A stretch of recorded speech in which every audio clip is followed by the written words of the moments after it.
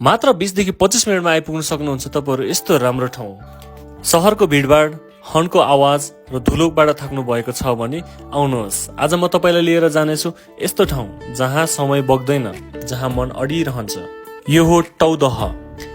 यहाँ पुग्ने बित्तिकै तपाईहरुले टिकट काउन्टर देख्न सक्नुहुन्छ। टिकट शुल्क चाहिँ मात्र 30 रुपैयाँ रहेको छ प्रति व्यक्तिको। यो दह निकै ठूलो रहेको छ, शान्त, गहिरो र कथाले भरिएको। यहाँको पानी भने एकदम चुपचाप रहेको छ, तर भित्र लुकेका छन् हजारौं रहस्यहरू। टौदह केवल ताल होइन, यो त कथा हो, इतिहास हो, चमत्कार हो।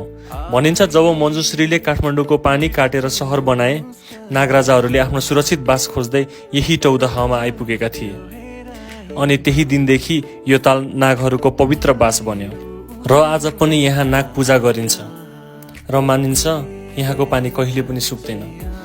यो तालमा आफ्नो साथीभाइ, आफ्नो परिवारहरूसँग आएर रमाइलो गरेर दिन बिताउनका लागि एकदम उपयुक्त ठाउँ रहेको छ।